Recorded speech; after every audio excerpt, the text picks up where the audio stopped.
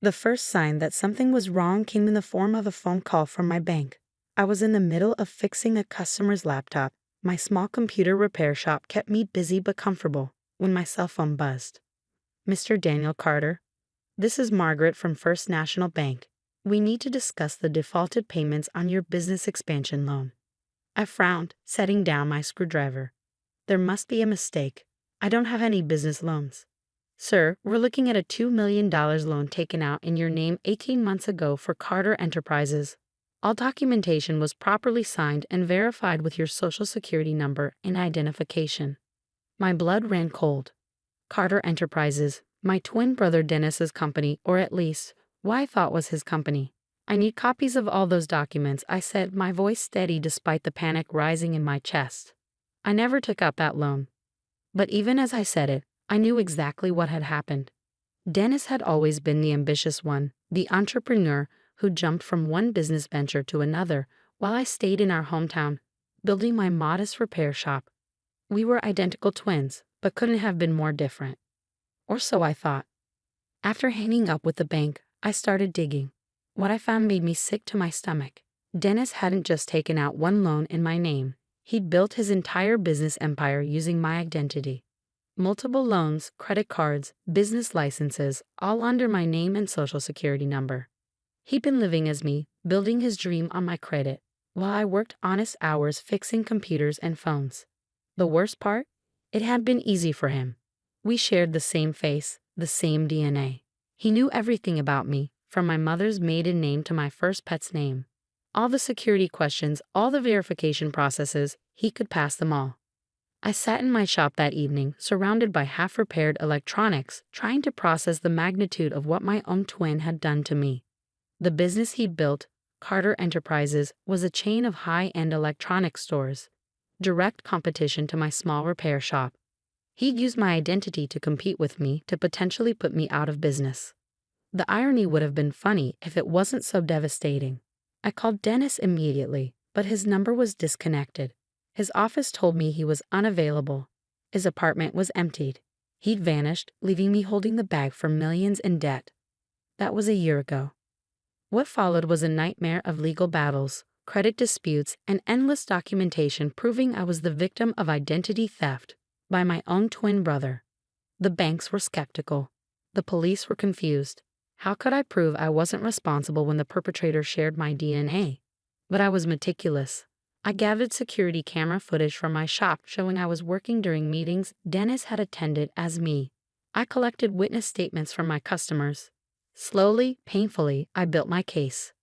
Then, just as I was starting to get my life back on track, I got another call, this time from a hospital in Chicago. Mr. Carter? The nurse's voice was gentle. Your brother Dennis is here. He's been diagnosed with stage 4 pancreatic cancer. He's asking for you. I gripped my phone tighter. Did he tell you what he did to me? He did, she said quietly. He wants to make things right before. She trailed off. But I understood what she wasn't saying. Dennis was dying.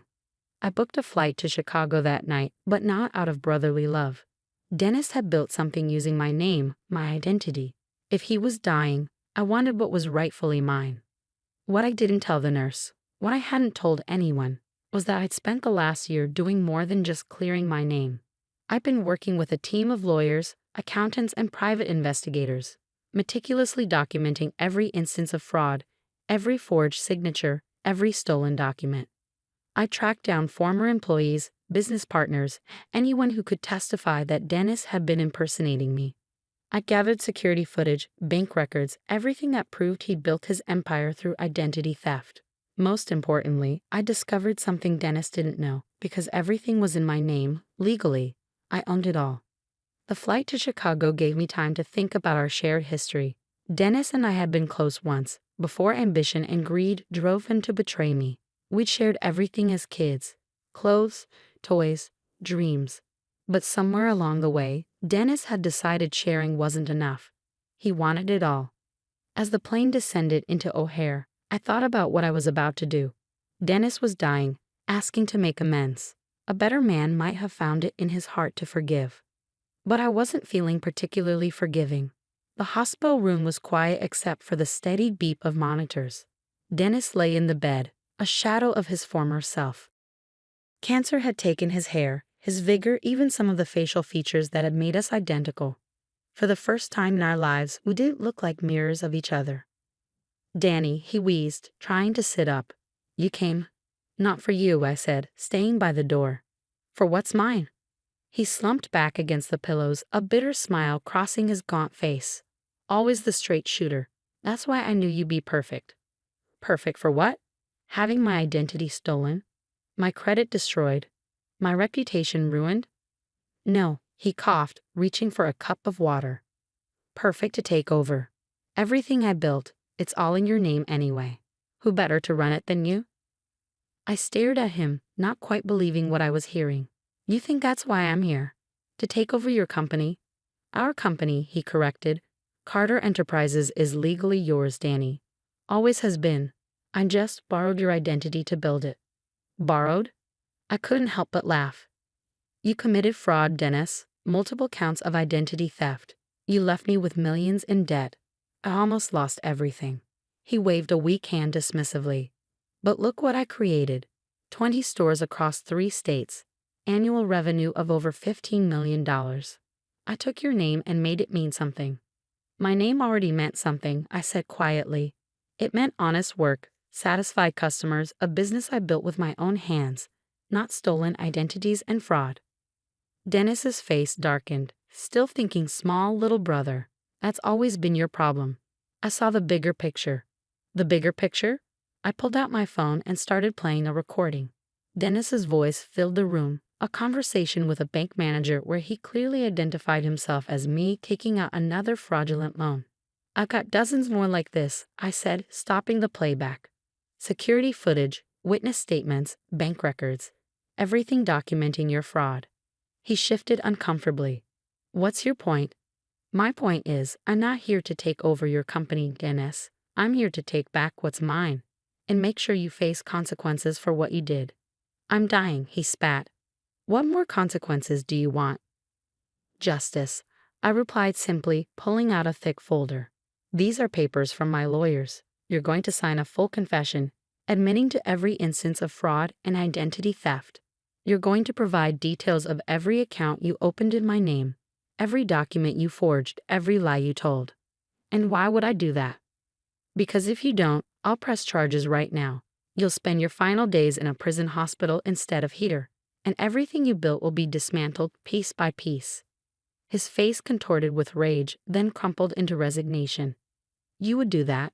To your own twin? You stopped being my twin the moment you stole my identity. He signed the papers with trembling hands. Each page detailed another betrayal, another theft, another lie. When he finished, I had what I needed. Legal proof that Carter Enterprises had been built through fraud. What now? He asked, looking older than ever. Now I'm going to do what you never could, run an honest business. Over the next few weeks, I worked with my lawyers to transform Carter Enterprises. I kept the stores open but rebranded them, implementing ethical business practices and fair pricing. I hired back employees Dennis had cheated, paid off the fraudulent debts, and slowly rebuilt the company's reputation. Dennis died 3 weeks after signing the confession. I attended his funeral but didn't speak. Instead, I thought about choices, his choice to betray me, my choice to pursue justice, and now my choice about how to move forward. The company thrived under honest management. I expanded my original repair shop into the existing stores, creating a hybrid model of sales and service. Customers appreciated the transparency, the fair prices, the focus on repairs over replacement. Yesterday, I received an industry award for ethical business practices. The irony wasn't lost on me. The company my brother built through fraud was now being celebrated for its integrity.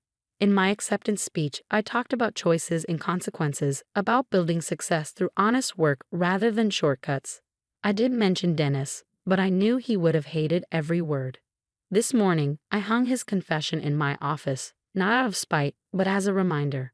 A reminder that success built on lies will eventually crumble, but success built on truth can last forever.